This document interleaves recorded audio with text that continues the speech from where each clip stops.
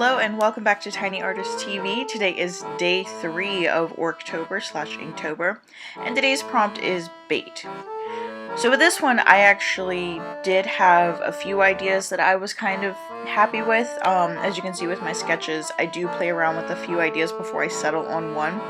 My first thought was doing one of my husband's orc characters, Trugar Tragol, and he's a little bit more of a gentler character. He's a economic hunter, if you will, and so on one of his hunts, he comes across this baby deer and decides to feed it. Another idea I had was the Mountain Lion clan. They've kind of integrated goblins into their society, and one idea I had was that one of the orcs was using the goblin as bait itself. And then another idea I had that was a little less crazy was just having the goblin out fishing, because they're typically considered like lower and would be sent to do all of the little menial tasks that the larger orcs don't really want to be bothered doing. And then the third idea I had was kind of in the vein of the orc using a goblin as bait, but not necessarily for fishing, just as like cannon fodder or something like that. And then when I was looking at the sketch, I realized, oh my gosh, this looks like our D&D characters, Umoran and Drogo. We haven't gotten to do a lot of campaigns with Umoran and Drogo, but we've definitely built these huge backstories for them, so like we know these characters, we love these characters, and I was like, it would be great to actually just spend some time drawing these characters. Now, Umoran and Drogo kind of cross paths in like a weird, just like weird circumstances. Like they kind of just bumped into each other while they were going about their daily lives. Like Drogo was running from the cops, Umoran was coming out of theater practice. I know, a half-orc doing theater, it's weird. Trust me, she's a very weird character. But they kind of like bump heads, cross paths or whatever, and Drogo's like, hey, scratch my back, I'll scratch yours, blah blah blah. And they eventually end up becoming like partners in crime, like petty crime, kind of like Robin Hood type crime, mainly to help out Drogo's other halfling brothers and sisters. And Umoran's kind of out on her own because as a half-orc in her clan, she's kind of an outcast in orc society. She's kind of an outcast in human society because half-orcs are still seen as these like gross savage things, which is how she ended up in theater life, because she's like, oh, I can be anything I want, or people might even see my real self as a costume and I can be accepted here. So that's how she kind of fell into that. There's a whole other backstory, but I'm not going to really get into that because it's going to turn into nerd vomit. Anyway, so we've got Umoran and Drogo here, and this is, the idea behind this was the third sketch that you see there where the orc is using this goblin as bait, but instead I was thinking, what if what if Drogo got caught, like, they had a scheme, and Drogo was supposed to be, like, a distraction / bait or whatever, and he decided, well, hey, this is a good idea, but what if I improvise?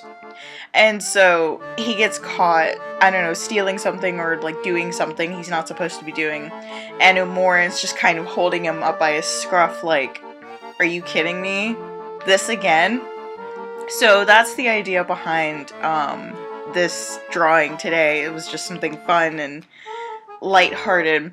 So it's not exactly bait, but you can kind of see my train of thought here, and as I've clearly explained my train of thought, how I got to this idea for today's prompt. So let's get drawing.